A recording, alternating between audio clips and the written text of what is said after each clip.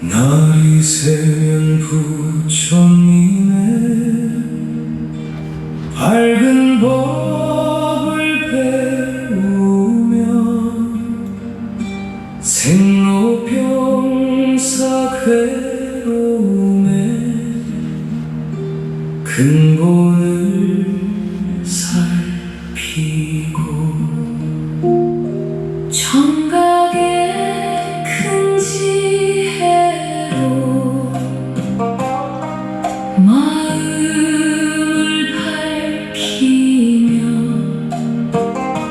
강진치 어둠 걷고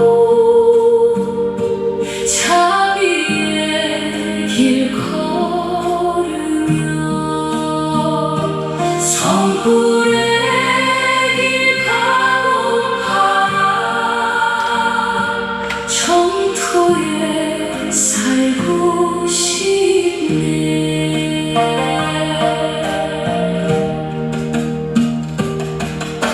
해가 지면 법의 등불 가슴 속에 밝히고 도반들과 둘러앉아 진리를 나누며 사랑하되 집착은 놓고 살아가며 모두 행복하길 두 손 모아 빌면서 자비의 길 가고파라 정토에 살고 싶네.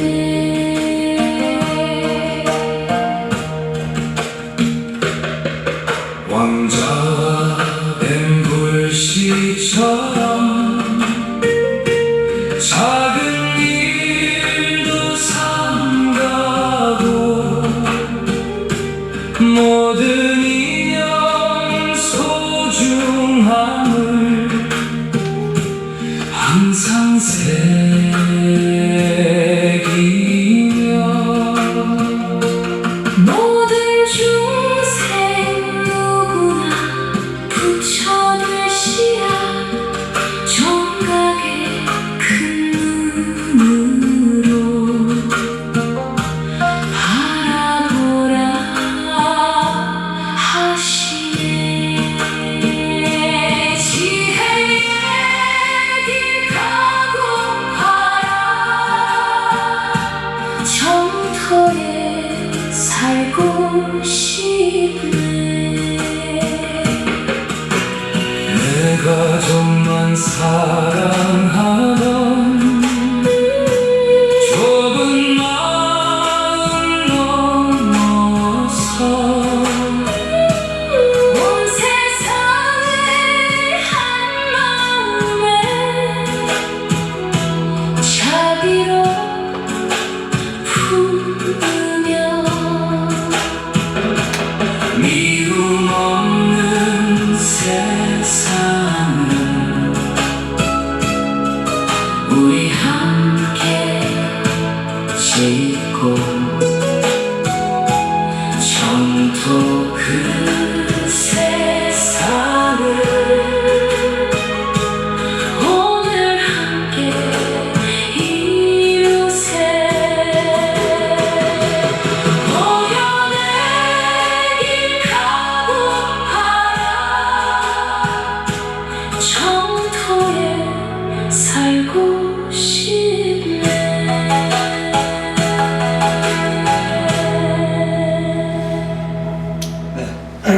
17자는 강촌에 살고 싶네를 선정했습니다.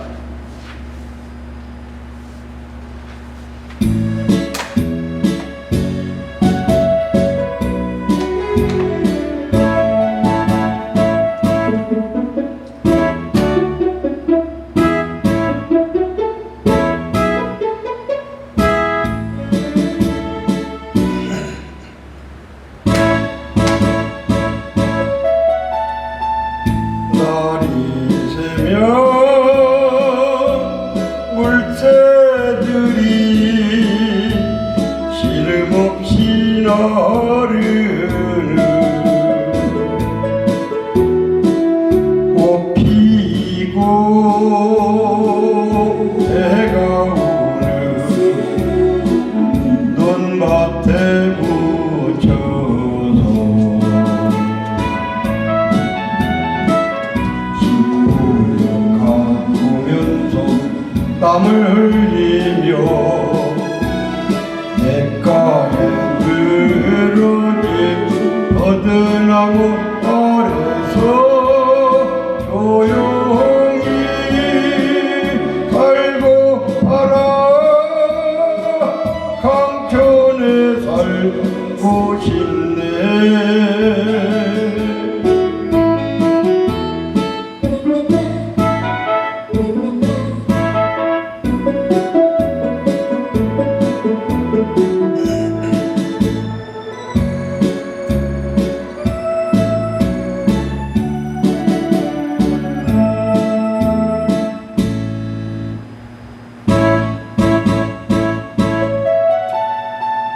해가 지면 벚국새가 부슬프게 우는 밤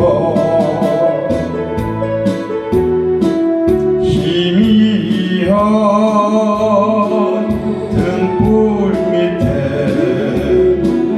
모여 앉아서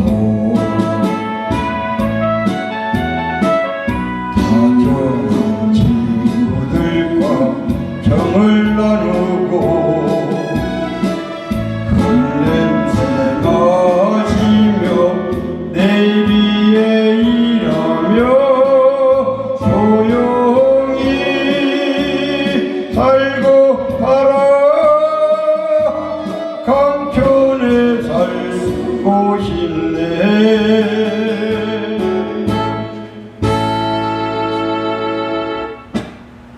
네, 한 번 더 하겠습니다.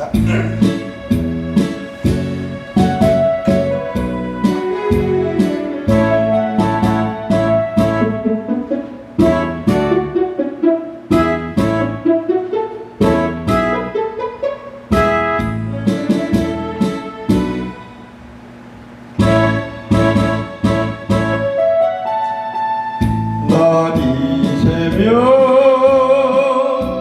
물새들이 기름 없이 나르는 꽃 피고 새가 오는 논밭에 묻혀서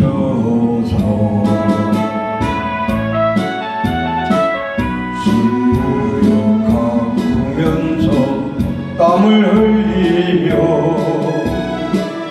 냇가에 늘어진 버드나무 아래서 조용히 살고 살아 강촌에 살고 싶네.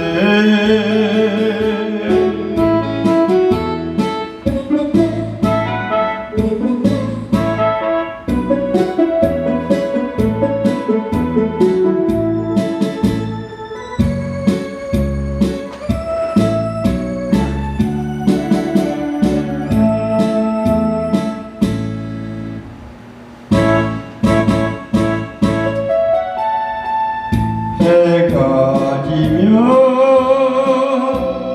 벚국새가 부슬프게 우는 밤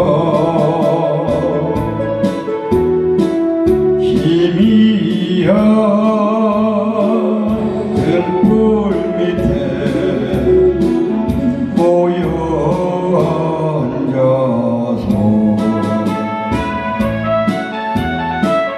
다정한 친구들과 정을 나누고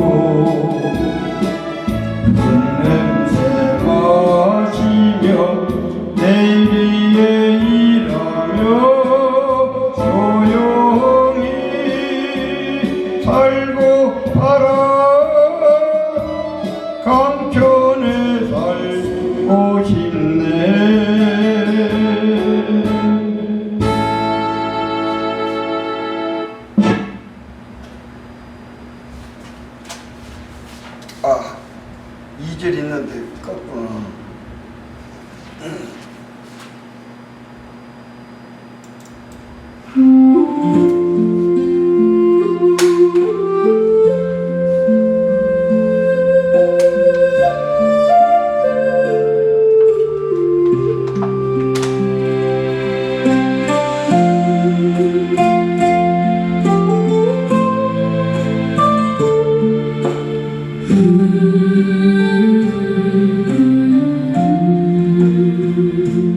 날이 새면 부처님의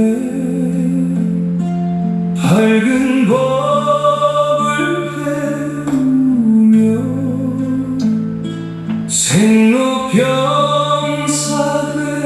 생로병사괴로움의 근본을 살피고 정각의 큰 지혜로 마음을 밝히며 담진치 어둠 걷고 자비의 길 걸으며 선불의 길 가고파라 정토에 살고 싶네. 해가 지면 법의 등불 가슴 속에 밝히고 도반들과 둘러앉아 진리를 나누며 사랑하되 집착은 놓고 살아가며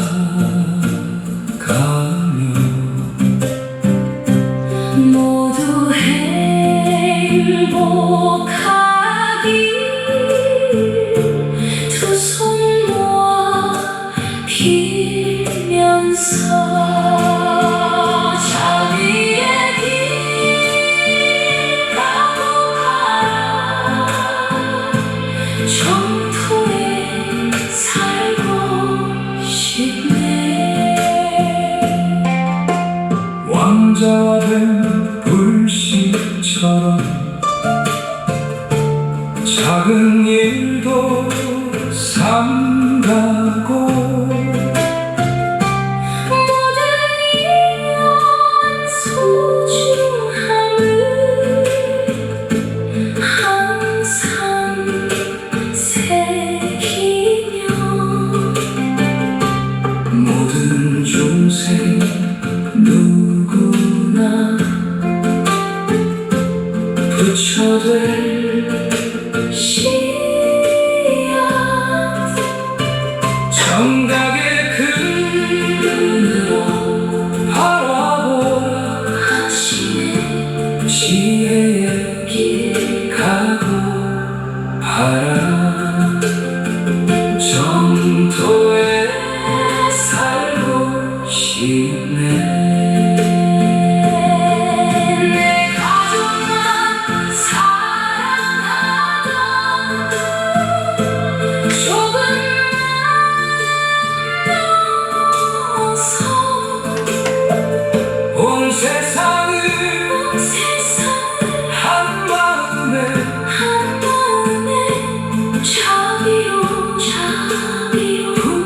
부르며 미움 없는 세상을 우리 함께 짓고 정토 그 세상을 오늘 함께 이루세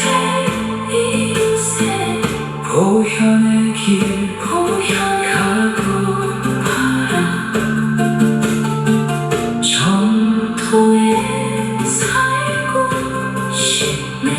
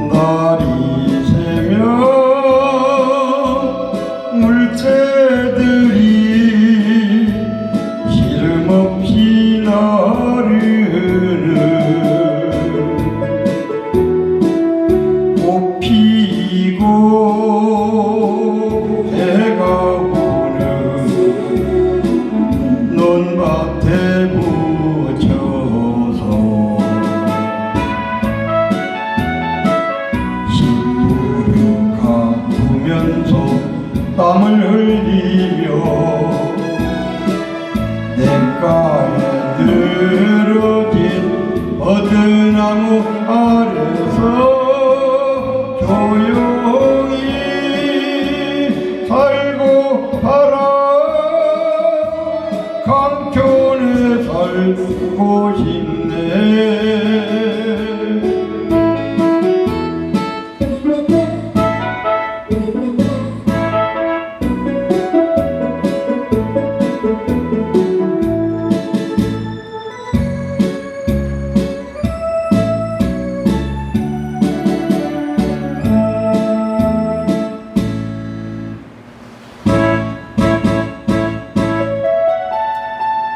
해가 지면 꽉국새가 구슬프게 우는 밤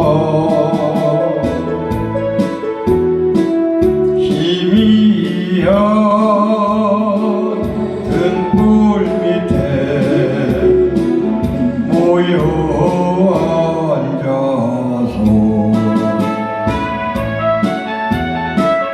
다정한 친구들과 정을 나누고 흙냄새 마시며 내일이에 일하며 조용히 살고 살아 강촌에 살고 싶네.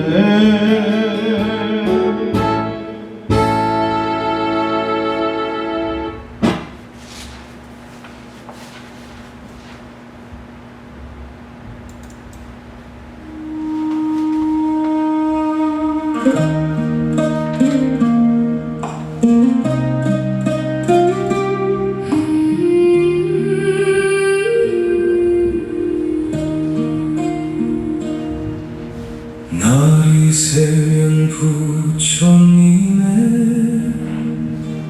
밝은 법을 배우며 생로병사 괴로움의 근본을 살피고 정각의 큰 지혜로 마음을 밝히며 강진치 어둠 걷고 자비의 길 걸으며 성불의 길 가고파라 정토에 살고 싶네.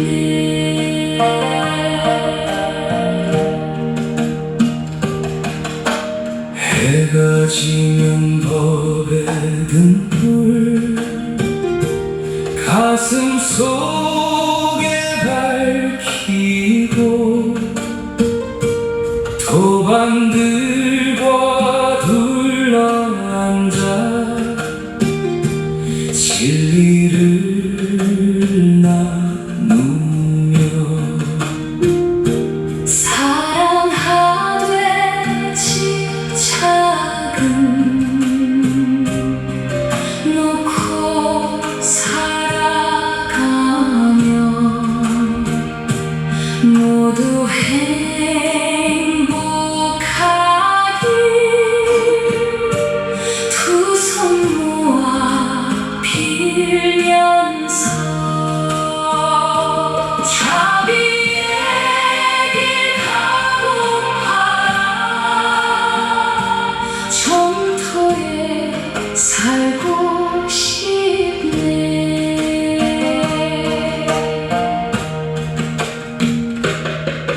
왕자와 엠불씨처럼 작은 일도 삼가고 모든 인연 소중함을 항상 새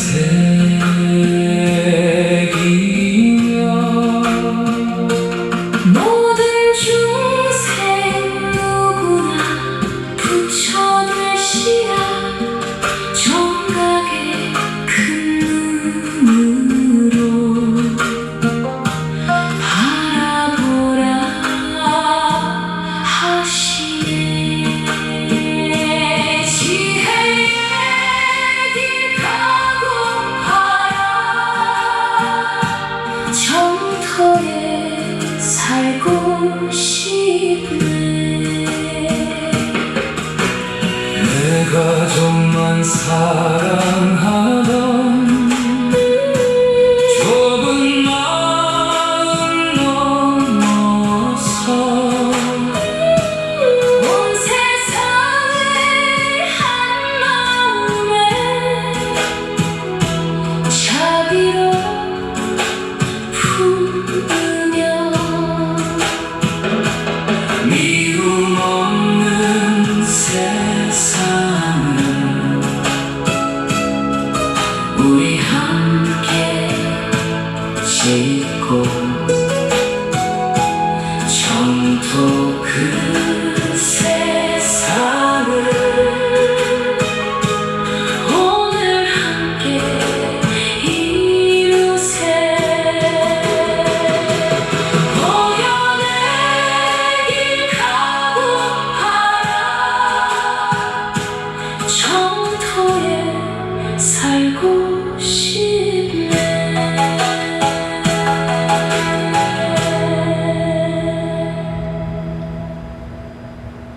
네. 오늘 백중 49일 정진 기도 입제를 했죠. 백중 49일 동안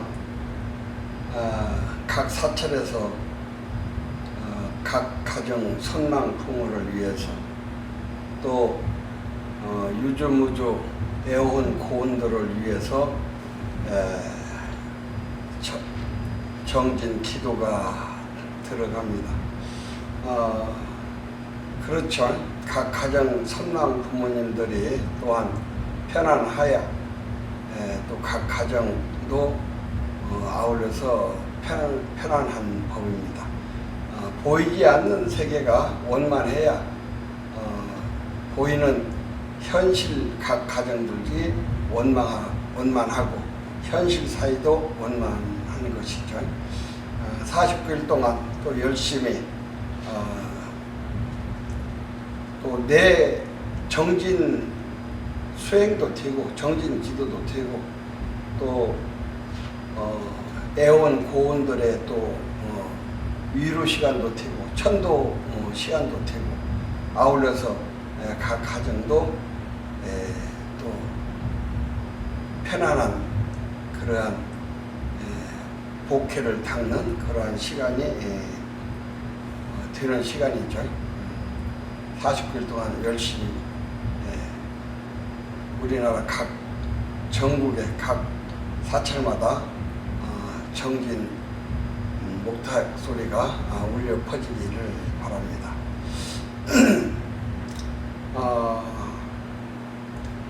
이렇게 기도하고 또 이렇게 유튜브만 했으면 좋겠는데 또 나는 뭐 전일도 그렇고 또 유튜브도 이렇게 준비해서 또 해야 되고 또 또 건물에 또 공사가 터졌어요. 또 이게 또 공사가 터졌으니까 또 그것도 해야 되고 그 누구신지는 모르겠는데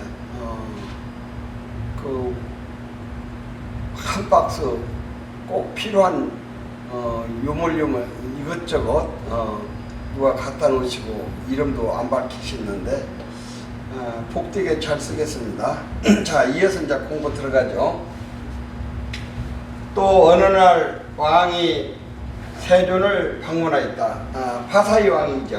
지금 앞에도 파사이 왕에 대한 그런 법문을 부처님께서 하셨는데 여기서도 또 파사이 왕이 세존을 또 방문한 내용이 또 나오네요. 세존께서는 스스로 각을 얻은 것으로 생각하십니까? 파사이 왕이 그 기원정사에 계시는 부처님을 찾아와서 정말 세존께서 세존이라고 하는 그 세상 세자 존경할 존자, 세상 모든 사람들이 존경하는 세존께서 스스로 각을 얻었다고 그렇게 생각하십니까? 지금 그 많은 그 여러 사상들이 그 많은 제자들을 거느리고 나이가 많으신 분들이 이렇게 많이 계신데 그분들도 깨달았다 소리를 안 하십니다. 그런데 부처님은 이게 40도 안 되셨는데 기원정에다 계실 때가 지금 36세에 부처님이 정각을 이루셨어요. 정각을 이루셔서 아직 40이 안 됐어. 그런데 이렇게 출가하신 지도 얼마 안 되셨고 한 6년 수행하셔갖고 이렇게 깨달았다고 이렇게 하시는데 사실입니까? 이렇게 좀 물은 거예요. 세존께서는 스스로 각을 얻은 것으로 생각하십니까? 이제 여기에 대해서 이제 부처님이 대답하시는 내용이에요. 대왕이여, 만약 세간에서 내가 정각자라고 말할 수 있는 사람이 있다면 그것은 바로 나 자신입니다. 지금 이 세간에서 정각자, 바르게 깨친 자가 있다고 한다고 하면은 내가 정각자다. 부처님이 당당하게 그렇게 말씀을 하시고 누구도 나는 깨친 자다, 정각자다 한 사람이 없어요. 그 당시에. 근데 부처님께서 만약에 그렇게 정각자가 있다고 하면은 그건 바로 나 자신이다. 내가 바로 정각자다. 내가 그 정각자입니다. 그래 또 이제 바사의 왕이 또 물었어요. 그러나 세존이시여, 세상에는 세존처럼 제자를 거느리고 가르침을 내리며 사람들의 존경을 받는 출가자들이 있습니다. 그러니까 이제 그때 당시에 이 출가자들이에요. 불아나 가섭, 말리 구사리, 산사이 비라타자, 아기다시 사흠바라, 가나쿠타 가전년, 니건타야 제자 등입니다. 이렇게 그때 당시 부처님 당시에 육사유도가 있었어요. 이분들이 또 대단한 그런 사상가들이야. 저는 그들에게도 같은 질문을 했습니다만 그들은 정각자라고는 말하지 않았습니다. 이 바사의 왕이 그 육사유도를 다 만나서 당신들이 정말 정각자입니까? 물었지만은 누구도 나는 정각자라고 이렇게 대답한 사람이 없습니다. 그런데 세존은 이제 연세도 40도 안 되셨고 젊으신데 출가 수행도 그분들은 연세도 많고 70, 80, 90 이렇게 되신 연세도 많으시고 수행도 많은 분들도 나는 정각자라고 얘기하지 않습니다. 근데 세존께서는 이제 40도 안 되신 젊으신데 정말 정각자입니까? 또 물은 거예요. 말하지 않습니다. 그런데 세존은 나이도 젊으시고 출가한 지도 얼마 안 됐는데 어떻게 그렇게 강하게 주장하십니까? 그러니까 여기서 또 대답하시는 거예요. 부처님께서 대왕이여, 세상에는 나이가 어리다는 이유로 경시할 수 없는 것이 네 가지가 있습니다. 경시할 수 없는 것이 네 가지가 있다. 하나는 왕자. 왕자는 뭡니까? 나중에 왕이 될 사람이면 뱀. 아무리 작은 뱀도 독을 가지고 있어요. 그 다음에 불. 아무리 불씨가 작더라도 산 전체를 태울 수가 있어요. 그 다음에 부처 제자 등입니다. 부처 출가 수행한 부처님 제자들은 그렇게 수행 정진하면은 중생의 껍질을 벗고 성인이 된다 이 말이에요. 아라한이 되고 불보살이 될 수 있다 이 말이에요. 그래서 이 네 가지는 젊다는 것으로 멸시할 수 없습니다. 왕은 세존의 권위에 눌려 그날도 기쁜 마음으로 궁전으로 돌아갔다. 이렇게 말씀하시니까 더 이상 이제 부처님께 더 이상 얘기를 못하고, 그러나 이제 부처님이 내가 바로 정각자다 하신 그 말씀에 정말 이 나라에 부처님이 정말 강림하셨단 말인가, 이렇게 의심을 좀 가지고 있으면서도 기쁜 마음으로 돌아갔단 말이에요. 바사이 왕에게는 말리 부인이라는 현명한 왕비가 있었다. 요 말리 부인이 굉장히 현명하신 분이에요. 본래 화만사인 조합장의 딸이었는데 간택에 뽑혀 후궁으로 들어가 일찍부터 부처님께 귀하여 법을 좋아하는 사람으로 왕에게는 마음의 지도자였다. 그래서 아주 현명하니까 무슨 어려운 일만 있으면은 왕비인 말리 부인에게 이렇게 상의를 하고 물으면은 아주 정확한 현명한 답변을 항상 그렇게 해주는 아주 현명한 왕비였어요. 언젠가 사위성의 한 거사가, 그 사위성에서 어떤 거사가 그 위아들을 잃어 슬픔에 마음이 찢어지는 것 같아 일도 손에 잡히지 않으며 음식도 취하지 않고 언제나 무덤만 찾아 죽은 아들의 행방을 찾고 있었는데, 어느 날 자기도 모르는 사이에 기원 정사에 들려 세존을 예배하고 그 앞에 앉았다. 세존은 그가 슬퍼하는 이유를 듣고 말씀하시기를, 거사여, 진실로 사랑 때문에 우비 고뇌, 슬프루자, 근심우자, 슬플 빚자, 고통고자, 뇌고를 르자, 근심하고 슬프고 고통스럽고 번뇌로움이 생기는 것이다. 거사는 이 말을 듣고도 기뻐하지 않고 도박꾼들의 무리 쪽에 가서 세종과 회화, 방금 그 사랑 때문에 우비 고뇌가 생기는 것이다. 이렇게 부처님이 거사에게 이렇게 얘기를 해줬는데, 그게 그 말씀에 대해서 동의를 하지 않은 거예요. 그게 그 당시에는 사랑 때문에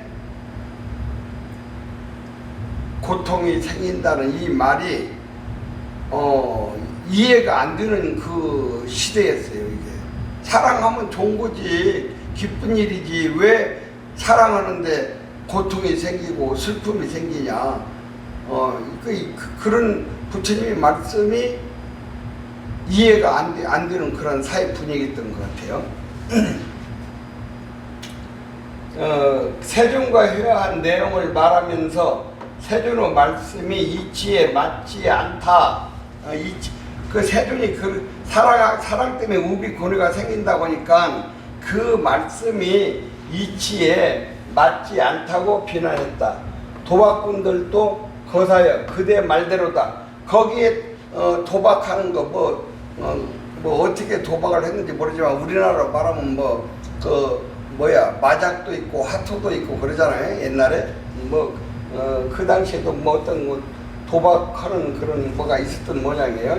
거사야, 그대 말대로다. 사랑 때문에 환희와 즐거움은 일어날지언정 슬픔과 괴로움이 생길 까닭은 없다고 맞장구를 쳤다.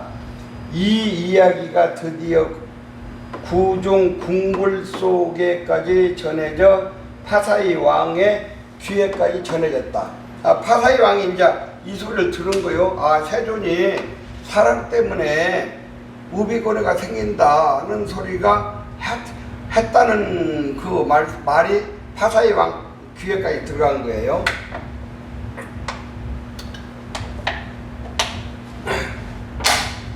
왕은 이 이야기를 왕비에게, 말리 부인 말하였다. 왕비가 이르기를 전하여 만일 그것이 세존께서 말씀하신 것이라면 진실로 그대로입니다. 마치 스승의 말을 제자가 그대로 지키듯이 왕비인데 왕바자로 됐네. 이게 잘못했네. 왕비는 세존의 말씀을 그대로 지켰다.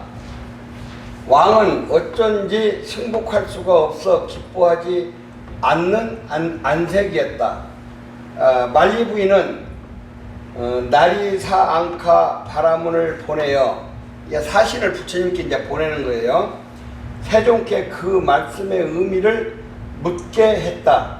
세존이 말씀하시기를 바라문이여 일찍이 이 사회성에서 어머니가 죽자 미칠 지경이 되어 거리에서 거리로 헤매면서 어머니 하고 찾아다니는 처녀가 있었다.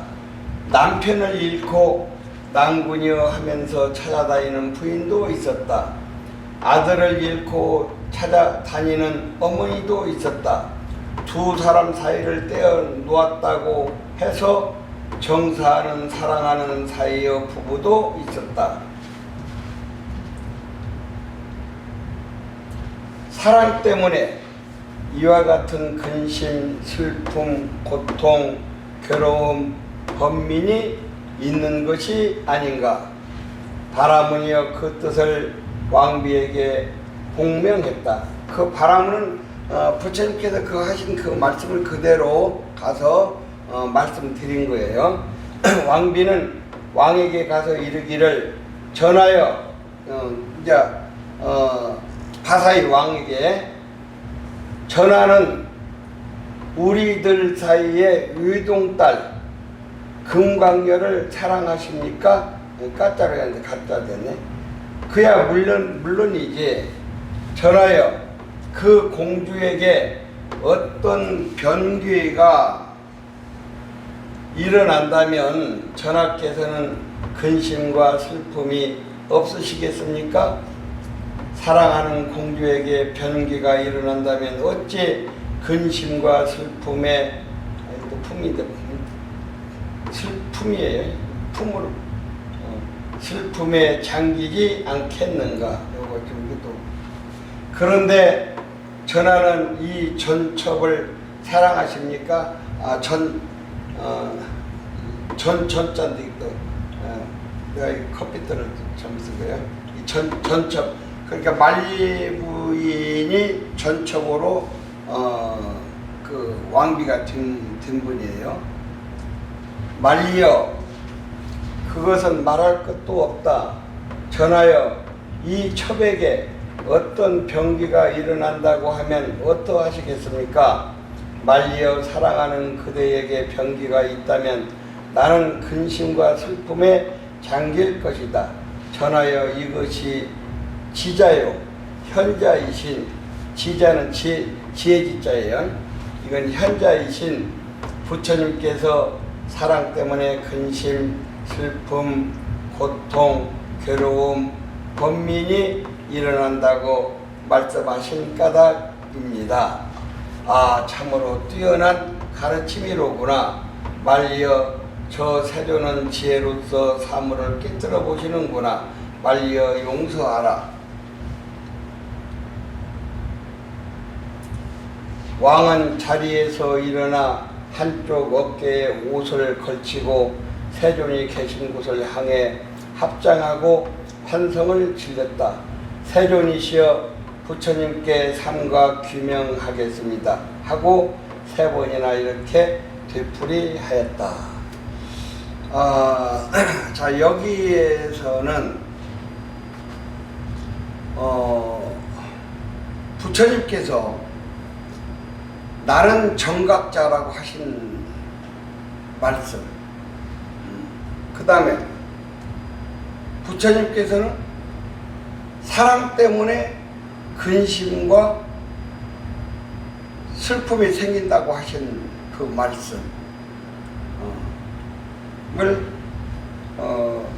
부처님께서 내가 정각자다, 이렇게 말씀을 하셨단 말이에요. 그런데 부처님 당시에도 인도 그 당시에도 그 대표적인 그런 그 수행 단체들이 육사위도라고 그래요. 있었어요. 그게. 그래서 이제 앞에서 얘기했던 그 6분의 그 사상가들이 유명한 사상가들이 있어가지고 많은 제자들을 거느리고 많은 존경을 받고 있었어요. 그러나 파사이 왕이 그 6분에게 다 물었다는 거예요. 내가 다 물었다. 그러나 누구도 나는 완전한 깨달음을 얻은 존재라고 선언한 사람은 아무도 없었다 이 말이에요. 근데 부처님께서는 내가 바로 정각자라고 이렇게 말을 하셨다 이 말이에요. 그게 그 부처님은 아직 젊으시고 40도 안 되시고 또 다른 그 여섯 그 사상가들은 일찍부터 출가했고 나이가 뭐 70, 80, 90 이렇게 되시는 그런 분들도 내가 물어도 누구도 나는 정각자라고 이렇게 얘기를 안 하셨는데 세종께서는 어떻게 이렇게 출가하신 지도 얼마 안 되시고 젊으시고 그런데 내가 정각자라고 이렇게 말씀을 하십니까? 하시니까 부처님께서 참으로 정각자라고 하면은 내가 바로 정각자다. 그러니까 이제 이것은 부처님이 뭐 교만해서 그런 것이 아니고 어떻습니까? 의사가 병을 완전히 치료할 방법을 발견했다면은 그걸 숨기지 않고 말을 하잖아요. 이러한 병에 대해서 내가 이걸 치료할 수 있는 방법을 찾았다. 뭐 이렇게 해서 그런 환자들을 갖다가 치료를 해주듯이 부처님께서는 분명히 생로병사의 고통에서 완전히 벗어나는 법을 완전히 깨달으셨다 이 말이에요. 그래서 완전히 생사윤회로부터 완전히 벗어나셨고 모든 얽매임으로부터 완전히 해탈하셨고 그래서 생사를 자유자재하시고 완전한 해탈을 이루시고 하셨다 이 말이에요. 그렇기 때문에 사실대로 말씀을 하신 거예요 부처님께서. 그러니까 이제 부처님 당시 때에 그 육사의도가 있었는데 불아나 가섭이라고 하시는 분은 뭘 주장하냐면 선한 일을 해도 공덕이 없고 악한 일을 해도 죄가 없다 이렇게 주장하시는 사상가 있어요. 한마디 말해서 무도덕론 선한 일을 해도 악한 일을 해도 공덕도 없고 죄도 없다 이렇게 주장하는 그런 사상가란 말이에요. 그러니까 한마디로 말해서 그 사상대로 얘기를 하면은 선행도 악행도 모두 의미가 없어지고 윤리 도덕이 무너져 버리는 거죠. 그 다음에 이제 막갈리 고살라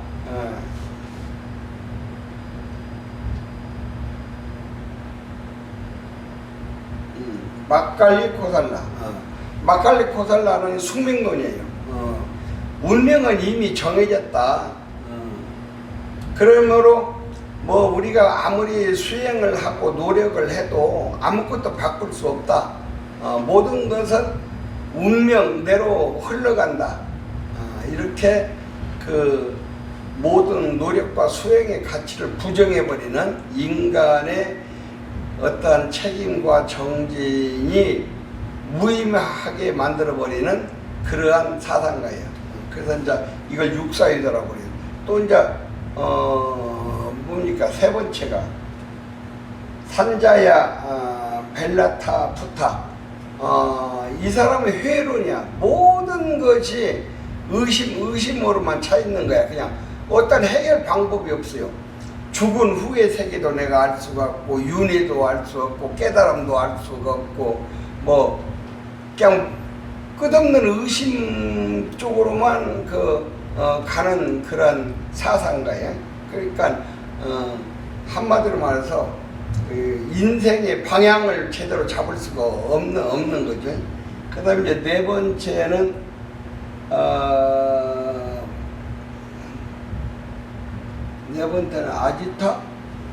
아지타가 아닌데 맞구나. 아지타 캐샤 캄발리.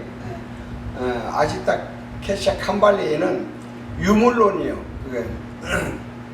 그러니까 한마디로 사람이 살다가 죽으면은 모든 것이 끝이다. 영혼도 없고 윤회도 없고 내세도 없고. 그러니까 그런 업이나 윤회 이런 걸 다 부정하는 도덕 책임이 없는 그러한 그 사상가. 그 다음에 이제 다섯 번째는 박부타 카차야나. 요 박부타 카차야나는 세상이 7가지 원소로 이루어졌다. 그러므로 그 7가지 원소로 이루어졌기 때문에 그냥 사람을 죽여도 실제로는 아무도 죽인 것이 아니다. 그래서 자기 행위에 대한 책임을 부정하고 인과를 부정하는 그러한 사상가예요. 그 다음에 이제 여섯 번째에 니간타. 니간타는 이제 고행위주예요. 그러니까 고행 육체를 심하게 괴롭혀서 죄업을 갖다가 소멸해야 된다. 뭐 이렇게 해서 그 부처님이 요 단체도 한번 가봤어요.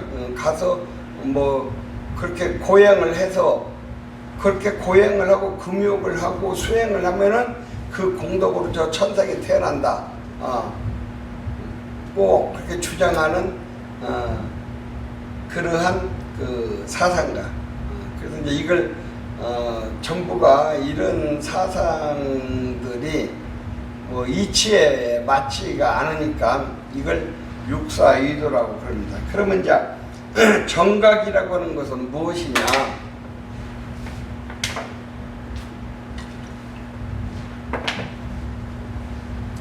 정각이라고 하는 것은 우주와 인간의 존재의 그 진실을 바르게 완전하게 깨달은 거예요. 그래서 이제 그 깨달음도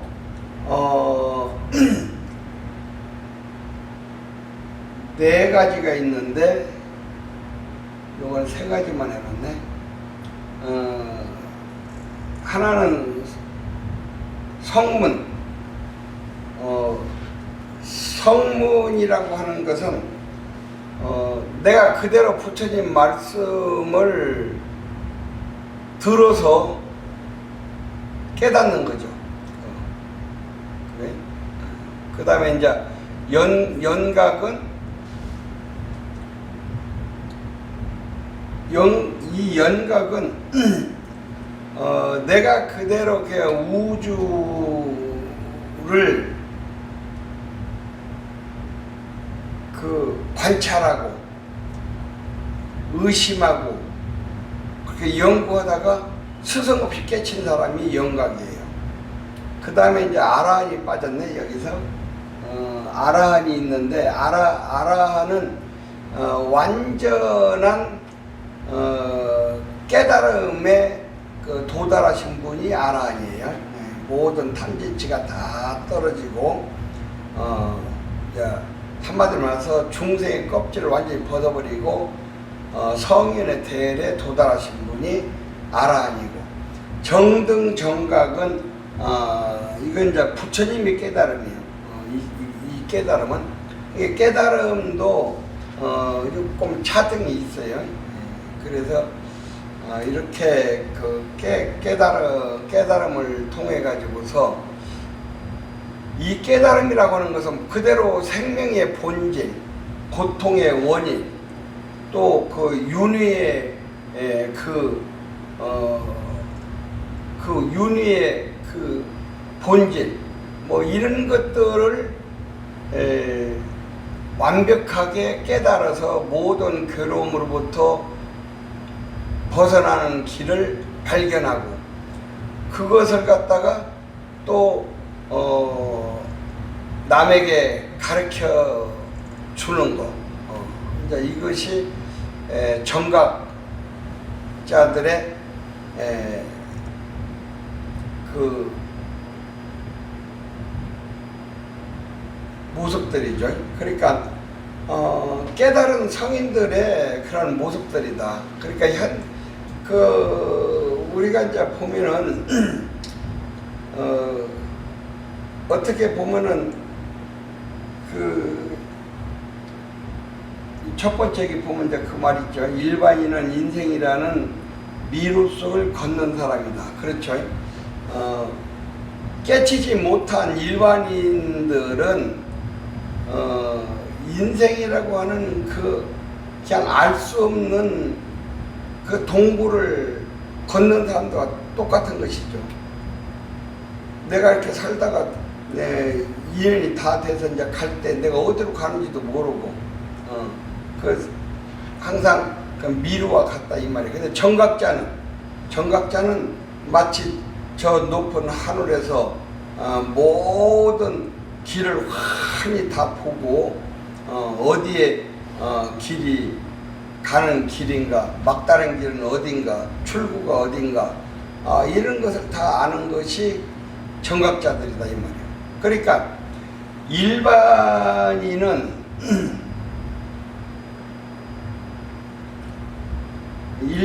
두 번째 보면은 꿈속에서 살아가는 사람이다. 그러니까 일반인들이라고 하는 것은 깨치지 못한 사람은 꿈속에서 살아간다 이 말이에요. 눈뜬 장님들이다 이 말이에요. 근데 정각자는 꿈을 깬 사람들이에요. 그래서 꿈속에서 살아가는 사람들은 그 꿈이 현실이지만은 깨친 사람은 그것이 꿈인 줄을 안다 이 말이에요. 그게. 그래서 바로 이제 이게 뭐냐면은 무명, 그 무명에서 쌓여서 살아가는 것이 일반 세상 깨치지 못한 사람들의 삶이고, 그 무명을 갖다가 내가 밝히고 그냥 저 수천 년 수억 년 어두운 동굴이 어둠에 항상 쌓여있다 이 말이에요. 그 어둠 속에서 그냥 그대로 살아가는 것이 깨치지 못한 사람들의 그런 삶이고, 정각자라고 하는 것은 거기에서 들어가서 불을 딱 밝힌 거예요. 촛불을 밝히든 뭐 전기를 넣어가지고서 전기불을 밝히든 환하게 밝힌 것 같다 이 말이에요. 그래서 일반 깨치지 못한 사람은 저 바다에 파도만 보는 것이고, 깨친 사람은 바다 전체를 보는 사람의 그런 차이점이 바로 깨친 자와 깨치지 못한 자의 그러한 모습들이다. 이게.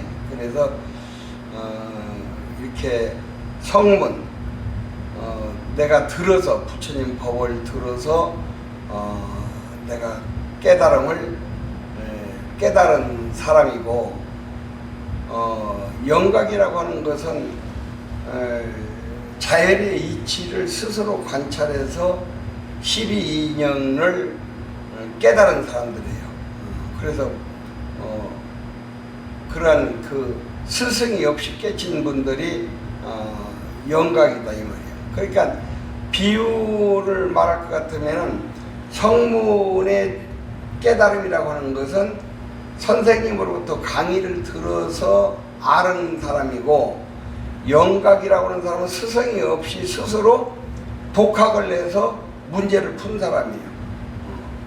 그리고 이제 아라인이라고 하는 사람은 모든 번뇌를 다 닦아서 마치고 생사 윤회로부터 완전히 벗어난 성자예요.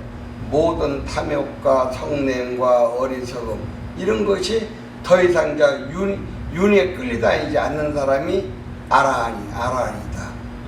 그럼 이제 정등 정각은 부처님의 깨달음이에요. 그래서 부처님은 이 정등 정각하신 부처님들은 스스로 깨달으시고 그 깨달음을 체계적으로 길을 내시고 그렇게 해서 모든 중생들에게 깨달음의 길로 인도하시는 분이 이제 정등 정각하신 분이다. 그러니까 이제 우리가 요 깨달음이라고 하는 것도 세상에서 깨달음은 뭐가 있습니까? 세상에서 살다가 뭐 인간 관계라든지 무슨 자기가 어떤 사업을 해서 실패를 뭐 해서 거기에서 뭐 어떤 깨달음을 얻는다든지 뭐 이러한 그렇게 해서 깨달음도 있죠. 이제 그런 것들은 부분적인 깨달음이죠. 그러니까 우리가 이 불교에서는 이 세상에서 살아가면서도 이 불교 공부를 잘못 착각할 수가 있어요. 불교는 무조건 무심이다. 무심, 없을 무자, 마음심자. 무심만 주장하시는 분들이 있다 이 말이에요. 그러면은 세상 모든 일도 다 무심하고 그런데 관심이 없이 그냥 다 인연 끊고서 그냥 눈도 막고 그냥 귀도 막고 이렇게 살아가는 무심으로 살아가는 것이 참다운 수행이다. 이렇게 착각하시는 분들이 많아요. 이게. 근데 부처님 법은 그거 착각한 거야. 그게 아니에요. 부처님 법은. 이 세상을 전부가 그렇게 무심으로 해가지고 모든 세상도 다 무심으로써 다 배척해버리고 이러면은 그거 쓸모없는 사람 되는 거예요. 세상에 아무런 쓸모없는 사람이 된다 이 말이에요. 그게 아니에요. 내가 무심할 자리 가서는 무심하고 유심할 자리, 있을 유자, 마음심자. 내가 유심할 자리 가서는 유심을 해야 되는 거예요. 그러니까 내가 요 세상에서 만나는 경계, 일을 만났을 때는 유심을 해야 되는 거예요. 유심을 해서 거기에 관찰하고 그 일 하나하나에 연구하고 그래서 거기에서 하나의 지혜를 얻고 공자님도 그러셨잖아요. 한 가지 일을 겪어야 참다운 지혜를 내가 얻을 수가 있다고 그랬잖아요. 내가 이론적으로만 책에서만 이렇게 알았다 이 말이에요. 그러나 그것은 내가 이론적으로만 지금 아는 거예요. 그것을 갖다가 실생활에서 그렇구나 하고 알았을 때 참다운 내가 지혜를 하나를 얻는 거예요. 그래서 우리가 이렇게 살아가면서 말이죠. 우리가 문화생활을 하려고 하면은 여러 가지를 하잖아요. 여러 가지 옛날에는 수도도 없었지만 수도도 다 집집마다 놓아서 수도도 쓰고 전기도 쓰고 여러 가지 문화생활을 한다 이 말이에요. 근데 뭐가 하다 보면 딱 고장이 나. 그럼 모르면 이제 기술자를 불러 그 분야에. 근데 이제 거기에서 무심으로 본 사람하고 유심으로 본 사람하고 차이점이 나. 그렇게 또 살다가 또 고장이 났어. 무심으로 본 사람은 또 몰라. 또 불러. 그 사람을 또 불러서 또 그 사람이 와서 고쳐야만 문화생활이 되는 거예요. 근데 유심으로 한 사람은 내가 오늘 이 분야를 모르는데 전문 기술자를 불러서 내가 오늘 공부하는 날이다 하고 유심을 가지고서 그분이 그 고치는 것을 뒤에서 어깨너머로 다 보면은 이렇게 고치는 거고 이런 위치에서 이게 이렇게 고장이 났구나 이렇게 알면은 그 다음에 고장 나면은 기술자 안 불러도 내가 그냥 고친다 이 말이요. 이게 그러니까 나도 뭐 이런 건물에 대해서 내가 압니까? 내가 18살에 출가해가지고서 아무것도 그런 거 해본 적이 없는데 그런데 나는 그렇게 유심을 가지고서 고장 나면은 오늘 또 공부하는 날이네 하고 그분이 하는 거 딱 뒤에서 보고 그러면은 그대로 그 다음에 그 분야에서 고장이 나면은 그냥 내가 고친다고 이게. 그래서 내가 이 건물에 대해서는 어지간한 기술자보다도 내가 이제 모르는 것이 없어. 항상 그렇게 유심을 할 자리 가서 유심을 하고 무심할 자리 가서 무심을 하고 이래야지.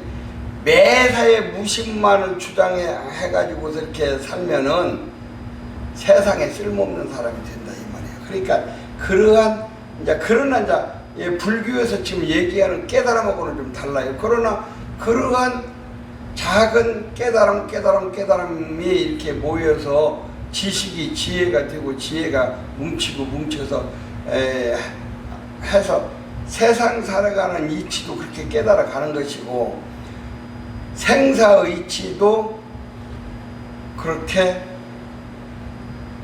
일심으로 의단을 뭉치고 관조하고 벌써 내가 내 마음이 일어나는 것을 내가 딱 간조를 하고 사는 사람이고 내 마음이 그냥 뭔지도 모르고 그냥 살아가는 사람이고 차원이 다르다 이 말이에요.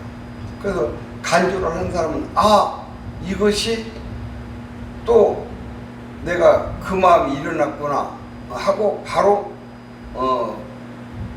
그걸 간조를 해가지고서 내가 꽃비를 잡을 그러한 마음이면 꽃비를 딱 잡아버리고 이건 복의 씨앗이구나 그건 또 오라이 해서 또 그건 발현하고 이런다. 그런데 이제 세상에서 그렇게 이제 일마다 그렇게 해서 이제 하나씩 지혜를 넣고 깨닫는 거하고 또 이제 생사의치를 깨닫는 거하고는 조금 차이가 있어요. 그러면은 요 정각이라고 하는 여기 지금 정각에 대하여 부처님 이후에 조사 스님들의 정각에 대해서 한번 알아보자 이 말이에요. 그러면은 부처님 당시에 그 가섭존자가 있었어요. 그 부처님께서 그 영산회상에서 수십만 군중이 모였어요. 그러니까 부처님이 아무 말 수십만 군중이 모였는데 부처님이 그냥 이제 많은 사람들이 오늘은 어떤 법문을 하실까고 그냥 아주 기대가 크게 하는데 부처님이 그냥 아무 말씀도 안 하시고 그냥 꽃만 하나 이렇게 들어 보이는 거예요. 그러니까 수십만 군중들이 다 눈뜬 장님이고 귀열 귀머거리들이라 이 말이에요. 부처님이 이렇게 꽃 들은 이 소식을 아무도 몰라. 근데 오직 부처님 상수제자 가섭 존자만이 그 뜻을 알고 빙글에 웃었다 이 말이에요. 그러니까 오늘 내가 이 꽃을 든 이 뜻을 아는 가섭을 이 위로 올라와서 내 옆에 앉아라. 그리고 자리를 반을 나눠서 부처님이 가섭에게 주고 부처님하고 가섭하고 이렇게 같이 앉았다 이 말이에요. 이것이 정법 안장이야. 그러니까 이 깨달음이라고 하는 것은 말을 떠난 자리예요. 책에 있지 않아. 이게 책에 있는 자리가 아니야. 이것은 이심전심 깨친 자와 깨친 자만이 통하는 그런 이치가 있어요. 그러니까 요것은 지식이 아닙니다. 지식이 아니고 마음의 깨달음으로 그 이신점심 전하는 거예요. 그 다음에 또 이제 그 부처님의 그 이 법을 인도에서 중국어로 전하신 달마대사가 또 그 얘기예요. 그게 달마대사는 뭐라겠냐면은 밖에서 부처를 찾지 말라. 네 자신의 마음을 보라. 밖에 부처가 있지 않다. 네 마음에서 그 마음을 보라. 거기에서 네 마음에서 딱 문이 열려야만이 네가 정각을 얻을 수가 있다. 그랬다 이 말이야. 그러니까 달마대사가 그 중국에 넘어와서 양나라 무제에게 무제를 만났어요. 무제를 만나니까 그 양무제가 내가 이렇게 절도 많이 짓고 많은 스님들을 갖다 공양도 하고 보시도 했는데 내 공덕이 얼마나 됩니까? 하고 이렇게 물었어요. 그러니까 달마대사가 아무 공덕도 없습니다. 이렇게 얘기를 했어요. 그러니까 참된 공덕이라고 하는 것은 남에게 보이기 위한 선행이 아니고 양무제 천자의 그 상, 내가 했다고 하는 요 상, 탐욕, 집착, 그 마음이 사라져야만이 참으로 공덕이다 하는 것을 그 양무제에게 달마대사가 그 한 수 가르쳐 주신 내용이시고, 그 다음에 이제 육조 해능대사의 깨달음이에요. 육조 해능대사는 달마대사가 28대 조사인데 이 동토에서는 1대 조사로 보니까 달마대사가 부처님으로부터는 28대 조사가 되고 이 동토에서는 1대 조사가 돼요. 달마대사가. 그래서 달마대사가 그 다음에 해가에게 전하고 이렇게 해서 5조 홍인에서 5조에서 6조 해능대사까지 법을 전해줬는데, 6조 해능대사는 그 글자를 몰라요. 모른다고 그렇게 나와 있어. 그 6조 단경에 보면 6조 해능대사는 글자를 몰랐다고 그래요. 그리고 집이 가난해서 나무를 해다가 팔아서 어머니를 이렇게 모시고 살았어. 그래서 이제 하루는 나무를 치고 이제 가서 시장에다가 다 팔고 집에 돌아가는 길에 비가 막 쏟아지니까 비를 피하려고 이렇게 처마 밑으로 이렇게 섰는데 아마 지금으로 말하면은 무슨 이렇게 뭐 여관 같은데 그 객이 이렇게 쉬는 그런 집이었던 모양이에요. 그러니까 이 창 안에 그 방 안에서 그 손님이 금강경을 읽었어요. 근데 금강경을 읽는데 거기에서 응무소조 이생기심이라고 하는 소리를 듣고서는 거기서 해능대사가 딱 깨쳐버렸어. 응무소조 이생기심은 무슨 얘기냐면 응당이 주하는 바가 없이 그 마음을 내라. 그러니까 이제 요 말씀은 예수님이 하신 오른손이 하는 것을 왼손도 모르게 하라. 상을 내지 말라. 그 말에 이게 응당이 주하는 바가 없이 그 마음을 내라. 요 말씀을 듣고서는 해능대사가 거기서 딱 깨쳐버렸어. 이게 깨쳐가지고서 그 금강경을 읽는 방문을 두드리고 방금 선생께서 읽으시는 그 책이 뭔 책입니까? 그러니까 이 책이 그 부처님이 설하신 금강경 책이다고 이렇게 하니까 제가 방금 거기에서 응무소조 이생기심이라는 말씀을 듣고 제가 깨쳤습니다. 그러니까 이분도 보통 분이 아니었던 모양이라 그러면은 그 부처님 법을 이어받은 홍인대사를 찾아가서 그 당신이 깨쳤다고 하는 것을 인가를 받으라. 그러니까 저는 갈 수가 없습니다. 제가 어머님을 모시고 이렇게 살아가는데 제가 없으면 어머님이 끼니가 굶어서 제가 이렇게 나무를 하다가 이렇게 바르다가 어머니를 모셔야 됩니다. 그러니까 그분이 돈을 갖다가 그냥 가지고 있는 걸 다 주면서 이거 어머님이 갖다 이렇게 가지고서 이렇게 의식주를 해결하라고 하고 당신은 홍인대사 찾아가라. 그래서 이 육조 대사가 가서 어머님께 말씀을 드리니까 내 걱정하지 말고 가서 홍인대사 찾아뵈라. 그러니까 그 어머니의 그 아들이에요. 그래서 육조 해능대사가 오조 홍인대사를 만나서 그 깨친 것을 인가를 받아요. 이러한 깨달음이야. 또 조조선사가 한 수행자가 와서 물었어요. 그러면은 사람에게 불성이 있다고 하는데 저 개에게도 불성이 있습니까? 이렇게 물으니까 조조선사가 무라 그랬어. 그러니까 왜 무라고 한 그 무는 개에게 불성이 없다 그 소리가 아니에요. 무라고 하는 것은 네가 지금 사람에게는 불성이 있고 개에게도 불성이 있습니까 없습니까 하는 그 분별심 생각을 끊어라. 그 말씀이다 이 말이야.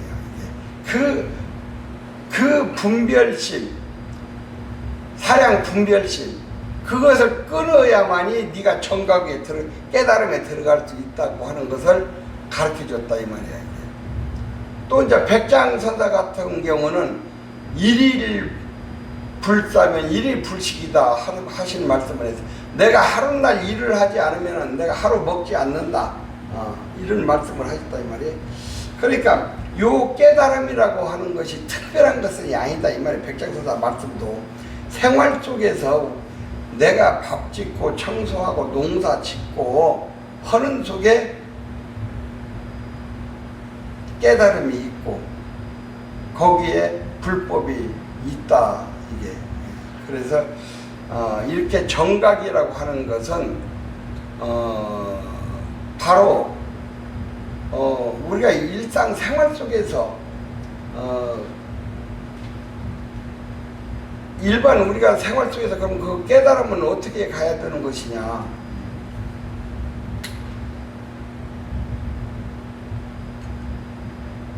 부처님께서 그 팔정도를 말씀하셨죠. 바르게 배워야 된다고 항상 꾸준하게 부처님의 가르침을 공부하는 그런 생활 속에서 매일 부처님 말씀 한 구절씩 머리에 딱 굴리고 그러면서 항상 내 마음을 항상 간주하고 바르게 생각하고 그래서 탐욕심이 나면은 자비심으로 돌리고 성내는 마음이 나면은 내가 이해하는 마음으로 돌리고 어리석은 마음이 나면은 지혜로운 마음으로 이렇게 돌리고 또 내가 살아가다 보면은 말을 안 하고 살 수 없잖아요. 바른 말을 항상 하면서 살라고 노력하고 거짓말을 자꾸 거짓말 하는 것을 줄이고 바른 말 쪽으로 자꾸 하고 또 살리는 쪽으로 살아가고 그리고 또 우리가 생활하면서 바르게 행동하는 거 해야 되죠. 바르게 행동. 남에게 피해 주지 않고 되도록이면 내가 심 닿는 대로 좀 선행을 하고 그리고 매일 내 자신을 항상 간주하는 생활 딱 항상 보면서 벌써 한 생각 일어나는 것을 내가 딱 간주해서 지금 화가 났구나 욕심이 일어났구나 내가 지금 어떠한 마음이 일어났구나 요것을 처음에는 그게 안 되지만은 내 마음을 자꾸 이렇게 간조하는 공부를 꾸준히 하다 보면은 그렇게 된다 이 말이에요. 그리고 이제 또 생활하다 보면은 그 수많은 만나는 경계에 그냥 집착이 돼요. 이게 그렇게 돼 있어. 이게 인간 구조가 눈으로 집착되고 코로 집착하고 귀로 집착하고 몸으로 집착하고 생각으로 집착하고 이렇게 된다 이 말이에요. 그래서 이런 것들을 내가 담담하게 이렇게 내 마음을 이렇게 길들여가는 공부를 꾸준히 하고 그렇게 하면서 내가 동정간에 공부심을 놓지 않고 동정간에 그래서 뭐 내가 뭔가 일을 할 때도 항상 연구심을 들이대고 관찰하는 심을 들이대고 또 이제 일을 떠나고 조용히 있을 때는 내가 이제 뭐 조용히 있을 때는 뭐 기도를 하던 진리 공부를 하던 참선을 하던 이렇게 동정간에 꾸준히 이렇게 연결해 가면은 우리가 제가자들도 자꾸 업장은 소멸되고 복은 쌓여가고 어리석음은 이제 자꾸 밝아져서 지혜로워지고 이렇게 된다 이 말이에요. 그러면 이제 이렇게 됐을 때 내가 이제 길이 잡히죠. 이렇게 됐을 때 내가 항상 내 삶이 꿈속에서 살아가는 사람이 꿈을 깨고 살아가는 사람이 되는 것이고 항상 흔들리고 살아가는 사람이 흔들림이 없는 그런 삶을 살아가는 사람이 될 수가 있다. 이게 이제 앞에서 부처님께서 말씀하신 나는 정각자다. 정각자. 사실은 우리 모든 인류의 목적은 정각하는 겁니다. 바르게 깨치는 거예요. 바르게 깨쳐서 참으로 나는 누구인가 그리고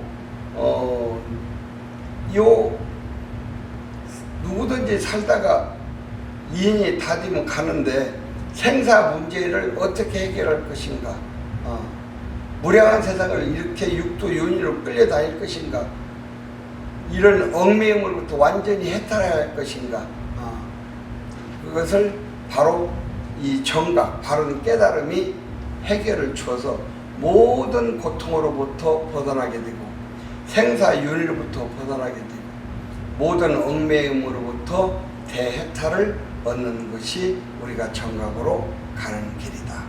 그 다음에 이제 부처님께서 그 다음에 바사의 왕이 부처님은 아직 연세도 40도 안 되시고 젊으신데 어찌 이렇게 당당하게 내가 정각자라고 하니까 부처님께서 젊다고 작다고 함부로 할 수 없는 것이 있다.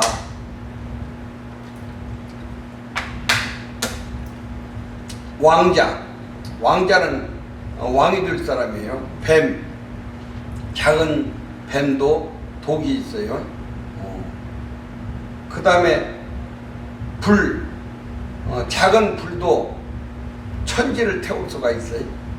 그 다음에 부처님의 부처님 제자들은 아라한이 될 수 있고 성인이 될 수 있어요. 그래서 없인 여기지 말라 이 말이에요. 이게 작은 것을. 그러니까 작은 것을 없이 여기지 말라고 이렇게 하신 것은 이렇게 모든 것들이 다 작은 것으로부터 시작이 되는 겁니다. 이게. 그러니까 저 큰 낙낙장송도 작은 씨앗에서부터 한 알의 씨앗이 싹이 되고 자라서 낙낙장성이 돼서 천년을 짓는 대들보가 될 수가 있는 것이고, 저 큰 강이나 바다도 한 방울 한 방울이 모여서 이루어진 거예요. 저 높은 산도 작은 한 티끌티끌이 모여서 산이 되고 대지가 되고, 이러한 집들도 하나의 벽돌이 모이고 모여서 궁궐도 되고 집도 되고 학교도 되었다 이 말이에요. 그러니까 우리가 옛말에 있잖아요. 천리길도 한 걸음부터. 오늘 이 한 걸음이 내가 목적지에 도달할 수가 있는 거예요. 그러니까 오늘 내가 작은 선행 하나, 작은 복의 씨앗 하나가 이것이 바로 미래의 내 큰 복덕이 되는 것이고, 오늘의 작은 악행 하나가 미래의 나에게 큰 재앙이 되는 거다 이 말이에요. 그러니까 그 작은 것을 그렇게 작은 것을 함부로 업신여기면 안 된다 이 말이에요. 그러니까 우리 수행자들도 한 생각 그 발심한 한 생각이 불보살이 된다 이 말이에요. 그러니까 불보살도 하루아침에 이루어진 게 아니에요. 수많은 세월 동안 선행과 공덕과 수행을 쌓아서 이루어진 것이고, 저 마왕들도 하루아침에 이루어진 거 아니에요. 그 탐욕, 성냄, 어리석음이 그 생각들이 쌓이고 쌓여서 마왕이 된다 이 말이에요. 그러니까 요 작은 것들이 미래에 우리가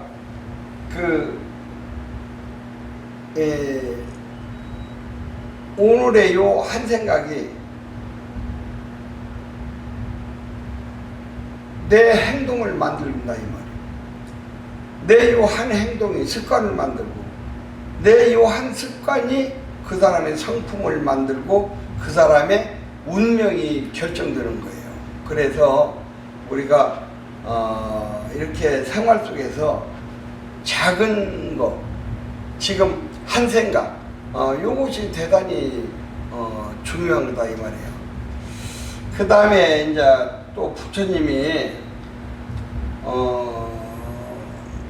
또 무슨 말씀을 했습니까?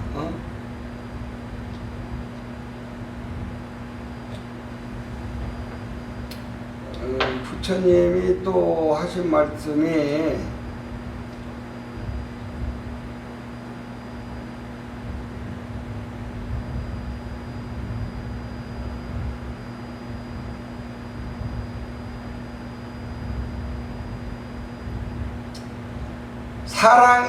사랑이 고통의 원인이라고 그랬어요. 사랑 때문에 사랑 때문에 고통이 생긴다는 말씀을 당시 사람들이 이해를 못했다. 그러니까 그때 그 당시에는 사랑 때문에 그 사랑이 고통이라고 하는 이 부처님의 말씀을 이해를 못한 거예요. 그때 그 시대의 그 사람들은 이게 뭐 그때뿐만 지금도 그래요. 지금 현대 사람들도 사랑이 고통이라고 하는 것을 그렇게 믿으려고 하지 않아요. 이게. 응? 그러니까 부처님께서 그럼 왜 사랑을 갖다가 고통이라고 했느냐 하면은 부처님은 그 자자가 사랑 자자예요.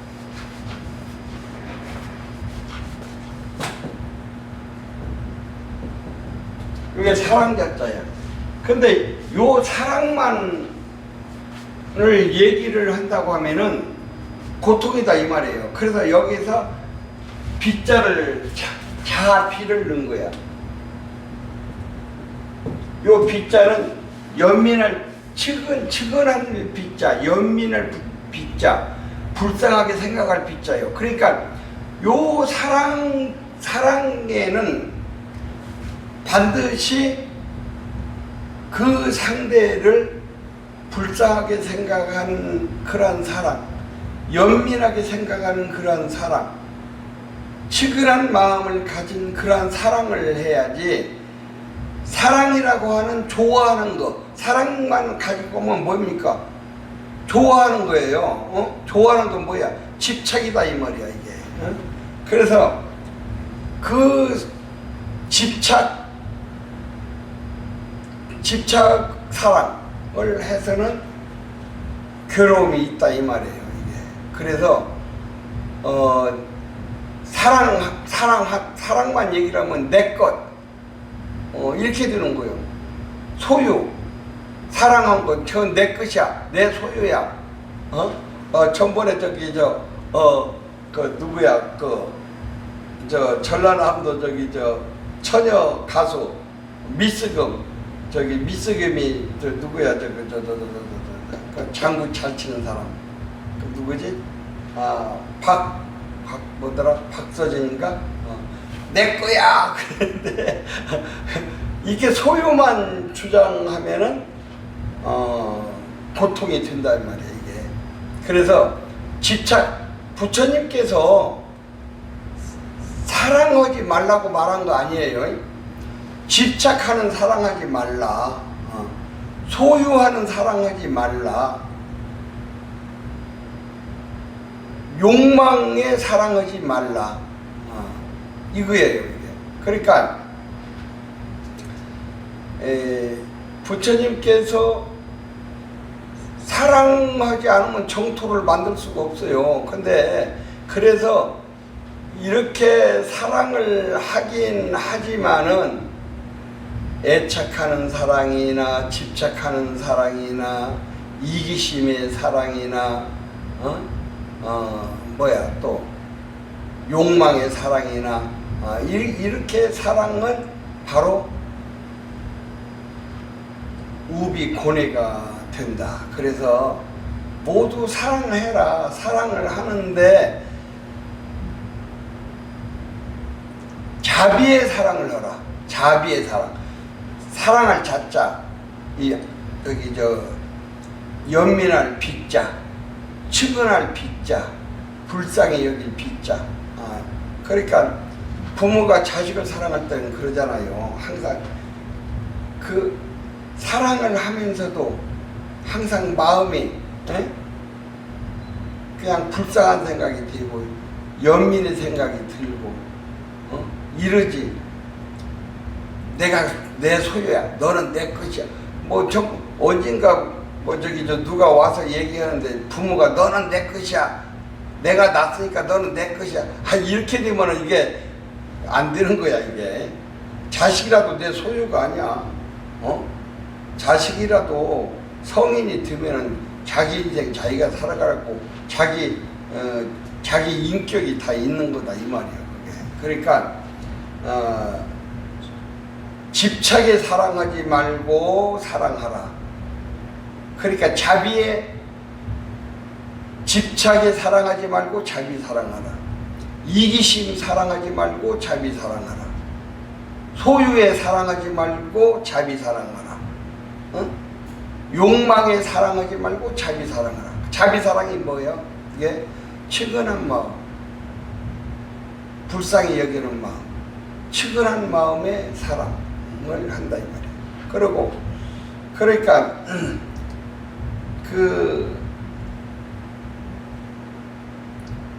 요 자비의 사랑이라고 하는 것은 우리 수행자나 성직자들은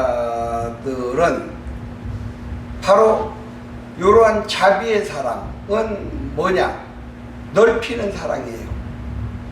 내 가족만 사랑하던 것이 아니라 마을 사람 전체를 사랑하고 나라를 사랑하고 모든 생명을 사랑하는 거, 사랑하는 그러한 사랑. 이게 자비의 사랑이에요.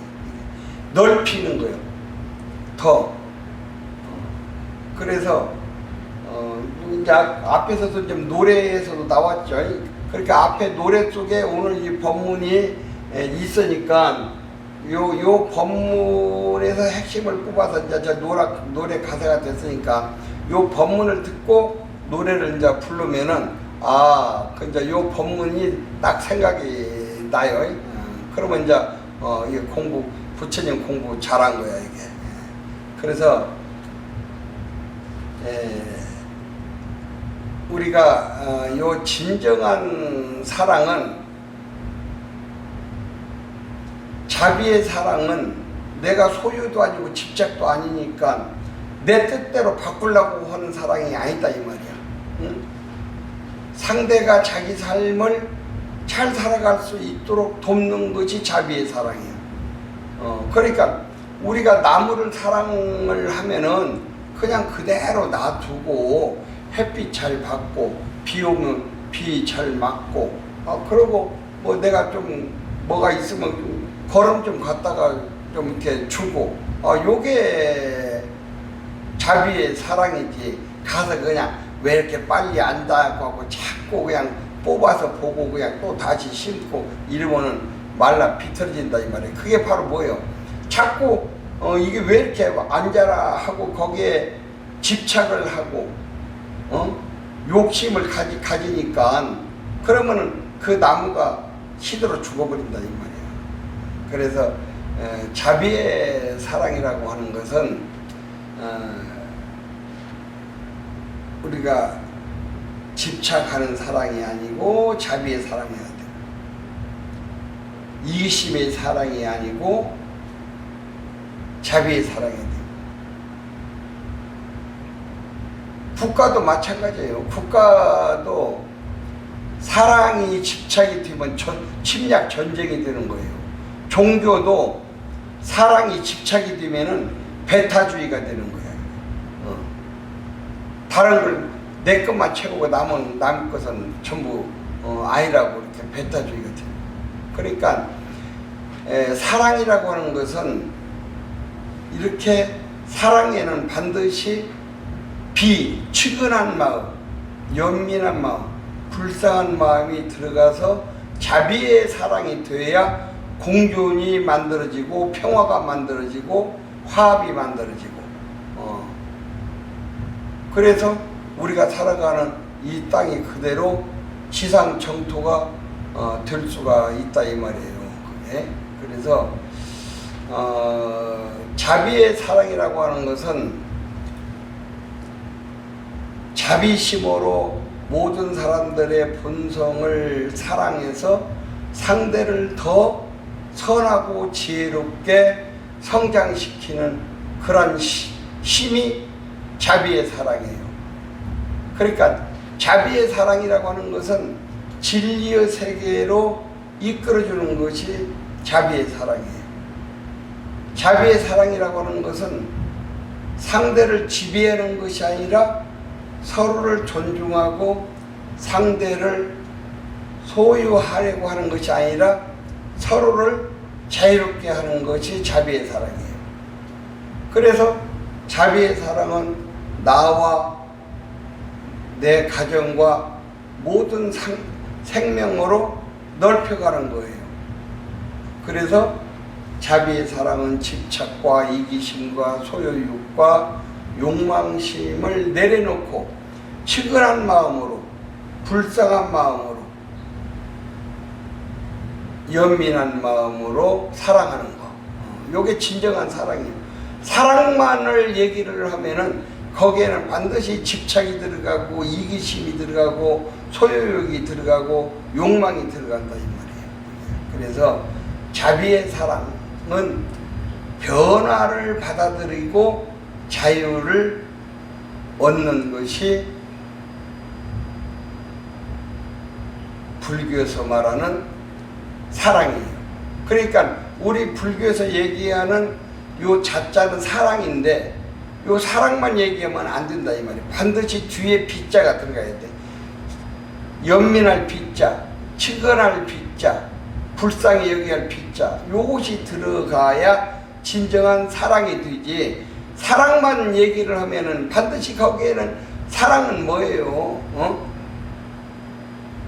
좋아서 떨어질 수가 없다 이 말이야. 집착이 붙는 거야. 이기심이 붙는 거야. 소유욕이 붙는 거야. 응? 욕망이 붙는 거야.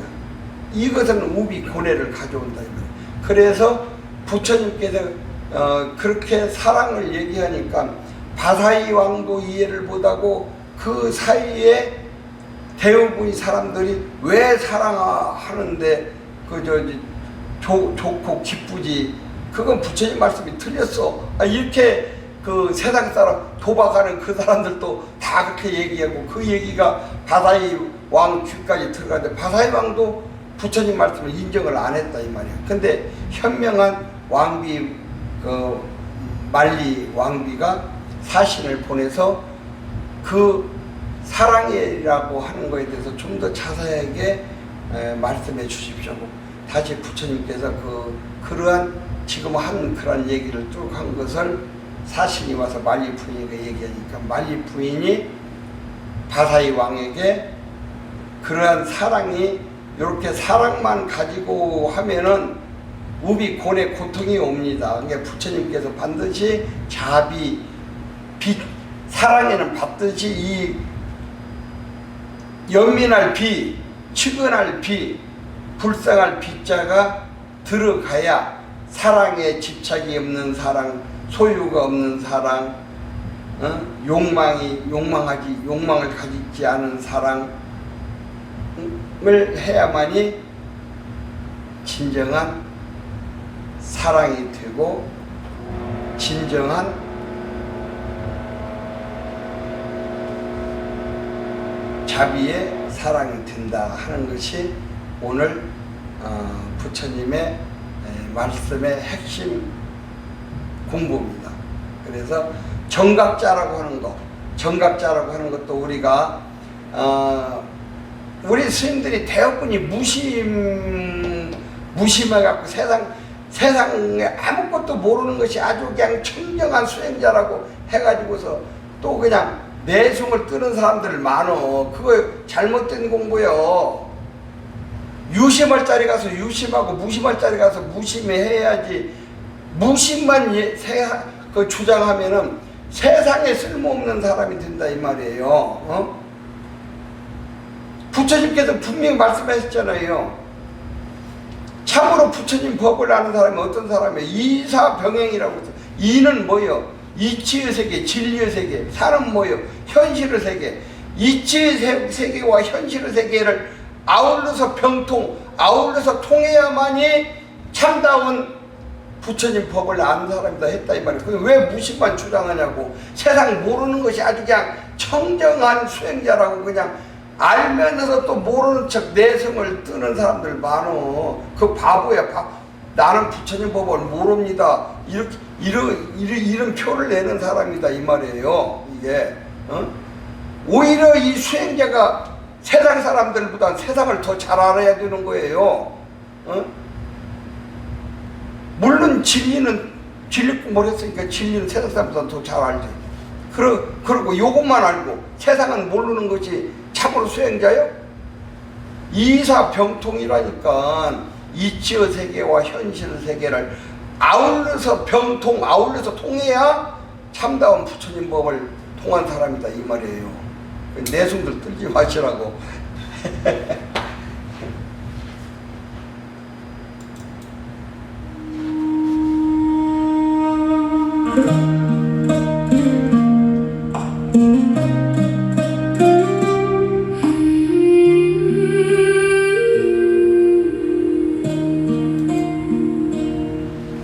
날이 새면 부처님의 밝은 법을 배우며 생로병사 괴로움의 근본을 살피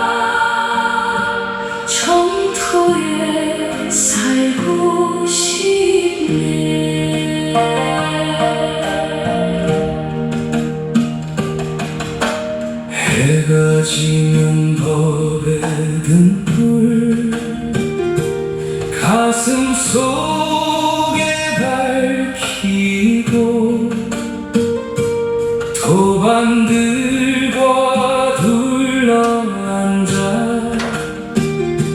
진리를 나누며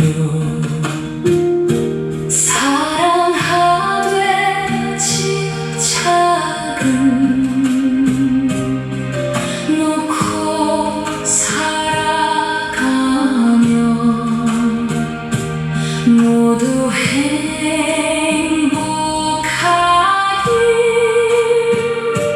두 손 모아 빌면서 자비의 길 가고 가라 정터에 살고 싶네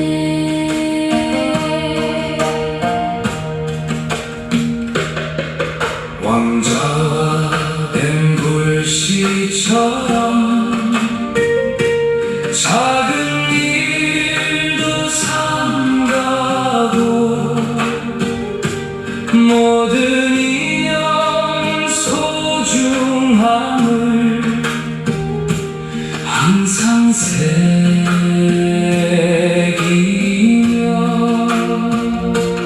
모든 중생 누구나 부처될 시야 정각의 큰 눈으로 바라보라 하시네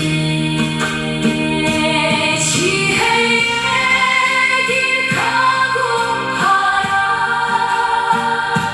정터에 살고 싶네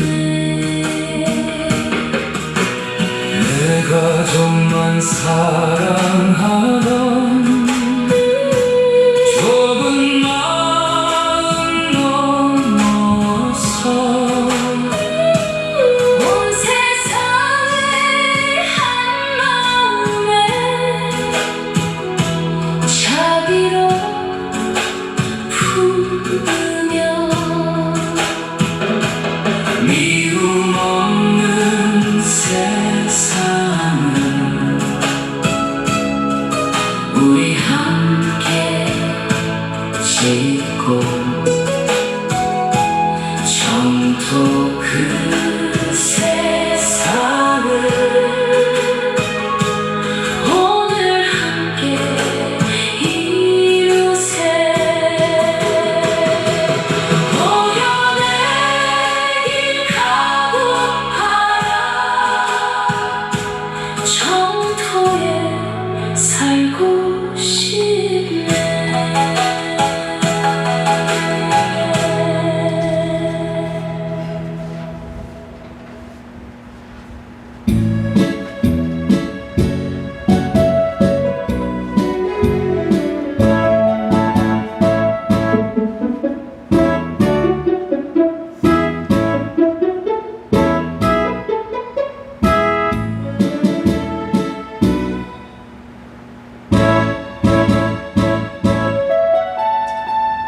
날이 되면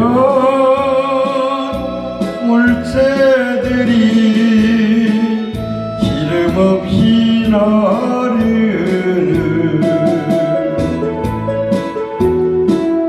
꽃 피고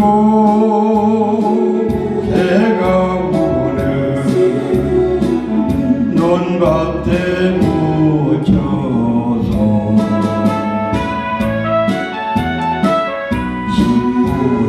가꾸면서 땀을 흘리며 냇가에 늘어진 버드나무 아래서 조용히 살고 살아 강촌에 살고 싶네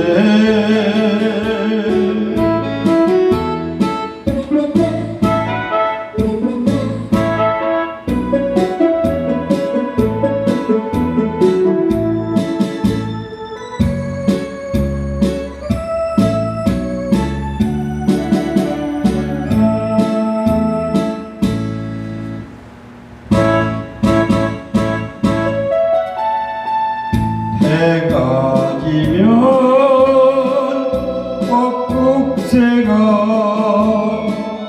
구슬프게 우는 밤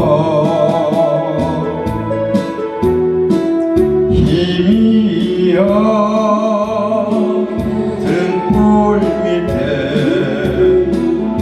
모여 앉아서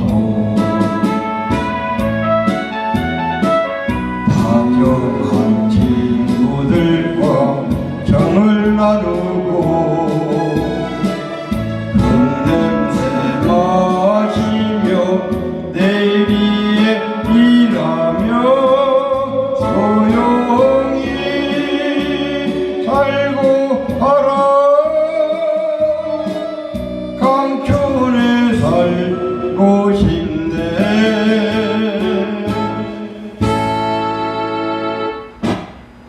네, 한 번 더.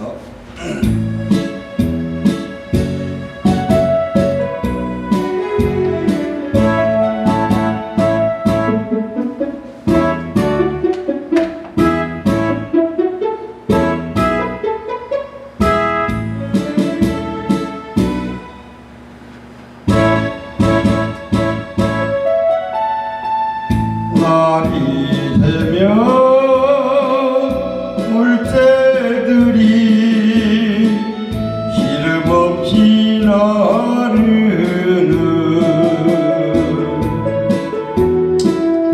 꽃 피고 해가 오는 논밭에 묻혀서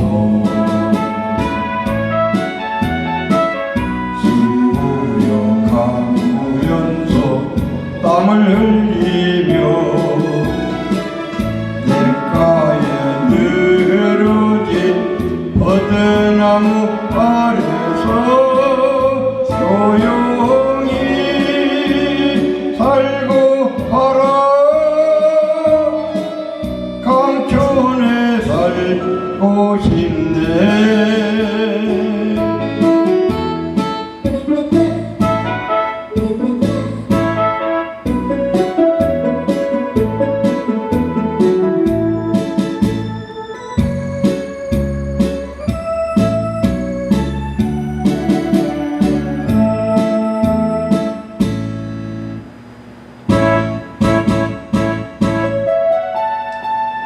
해가 지면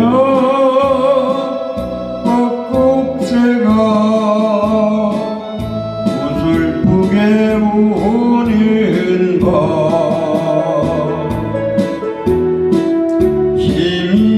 희미한 등불 밑에 모여 앉아서 다정한 친구들과 정을 나누고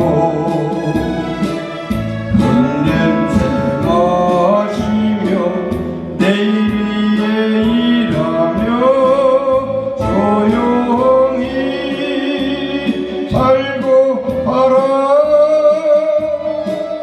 강촌에 살고 싶네.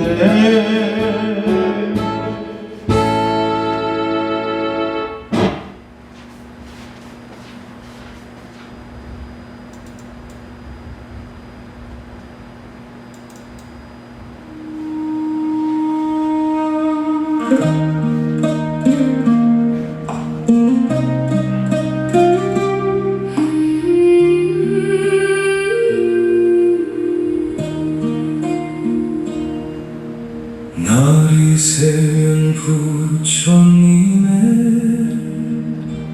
밝은 법을 배우며 생로병사 괴로움의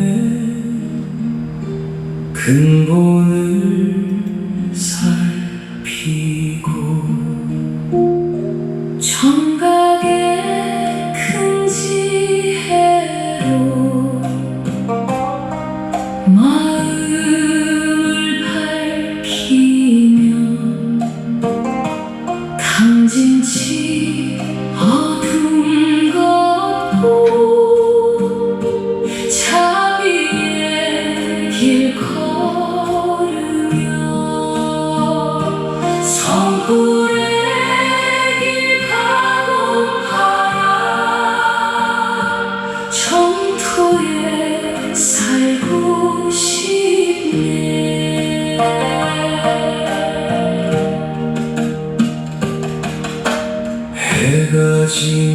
법에 든 불 가슴 속에 밝히고 도반들과 둘러앉아 진리를 나누며 사랑하되 집착은 놓고 살아가며 모두 행복하길 두 손 모아 빌면서 자비의 길 가고파라 정토에 살고 싶네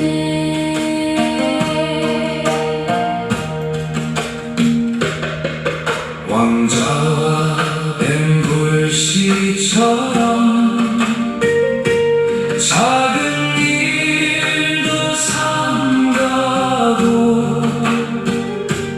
모든 인연 소중함을 항상 새기며 모든 중생 누구나 부처될 시야 정각의 큰 눈으로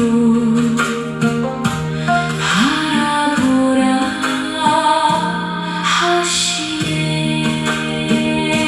지혜의 길 가고파라 정토에 살고 싶네 내가 좀만 사랑하던 좁은 마음 넘어서 온 세상을 한 마음에 자비로 품으며 미움 없는 세상을 우리 함께 짓고 정토 그 세상을 오늘 함께 이루세 보혈의 길 가고파라 정토에 살고 싶네